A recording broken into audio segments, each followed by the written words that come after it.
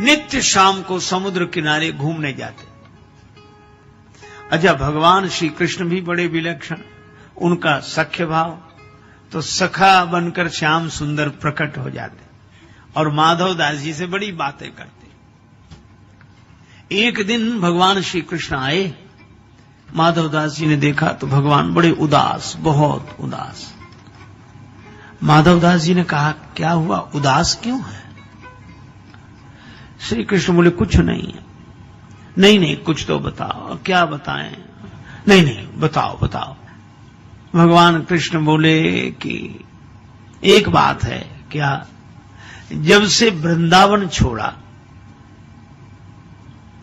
यहां जगन्नाथपुरी में आए, हां, तब से चोरी करने को नहीं मिली। माधव दास जी बोले, अरे बचपन की बातें छोड़ो, अब तो यहां। भगवान बोले, सो तो ठीक है, लेकिन जिसकी जो आदत पड़ी हो। बहुत कहा माधव दास जी ने, बोले नहीं, चोरी की तो खैर अब क्या। तो माधव दास जी बोले, इतनी आदत तो कर ही लो। बोले, कर कैसे ने, कोई साथी नहीं मिलता। वृंदावन में तो तमाम सखा थे, यहां कोई सखा ही नहीं है, एक तुम ही हो। माधव दास जी बोले, महाराज हम, हाँ चलो। माधव दास जी बोले, कहां? बोले, चोरी करने चलो। माधव दास जी बोले, महाराज जिंदगी भर भजन करते रहे, हमें कोई चोरी करनी आती है क्या जो चोरी करें? भगवान ने कहा कि तुम मन बनाओ, चोरी करना तो हम सिखा देंगे। तो अच्छा, हाँ, और चोरी में तो थोड़ी फुर्ती रखनी चाहिए, बस, और क्या।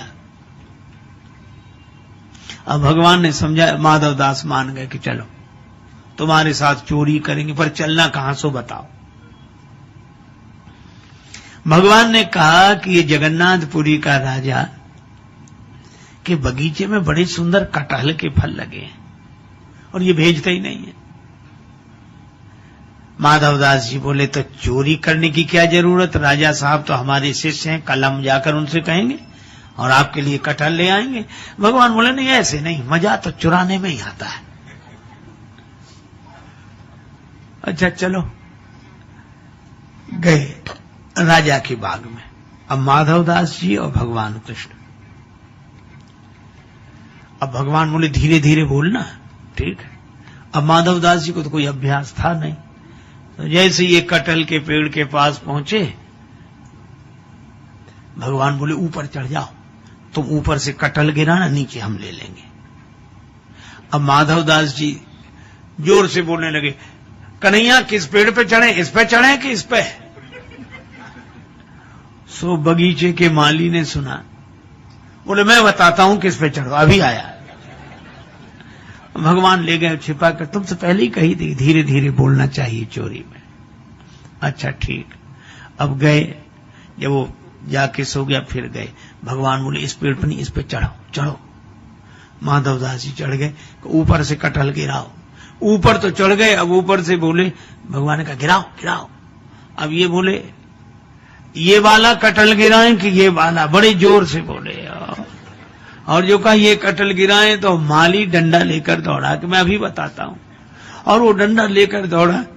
भगवान श्री कृष्ण तो बड़े कौतुकी, अंतर ध्यान हो गए।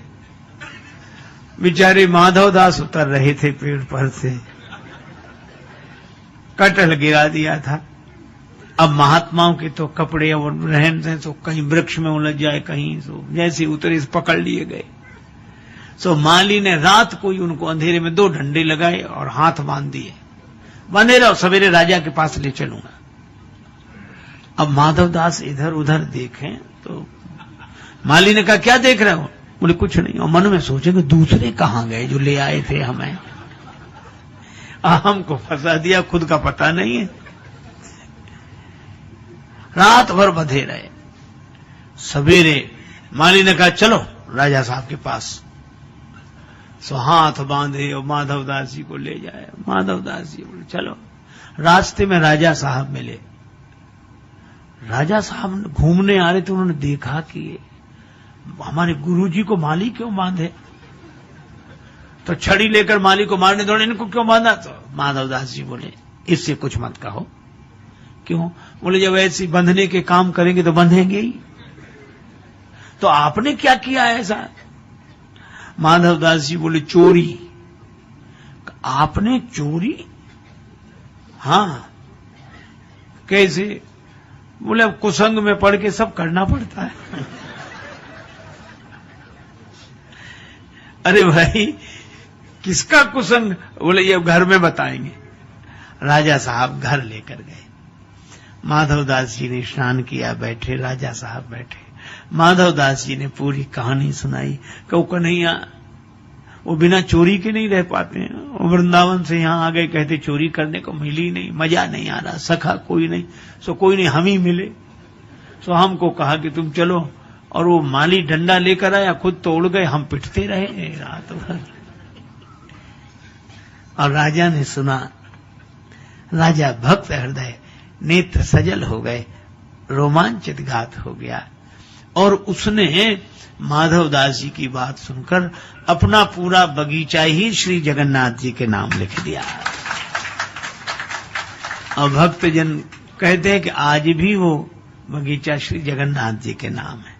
तो भगवान ऐसे विलक्षण है कि सारे नियम एक तरफ रख के उनको चोरी में ही आनंद। शाम को माधवदास जी वो लिखा पढ़ी का कागज लेकर आए। समुद्र किनारे से भगवान फिर प्रकट, और भगवान कृष्ण मुस्कुराकर बोले, और संत जी रात कैसी कटी? हम तो तुमसे पहले ही कही थी कि फुर्ती रखनी चाहिए। तुम ऐसे उतर रहे थे पेड़ पर से जैसे कहीं कुछ हुआ ही ना हो, बड़े आराम आराम से।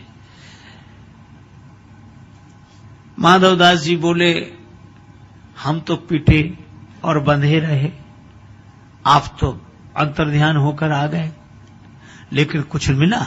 कटहल तक नहीं ला पाए, एक कटहल तक नहीं ला पाए, और हम देखो पूरा बगीचा आपके नाम लिखा कर लाए हैं।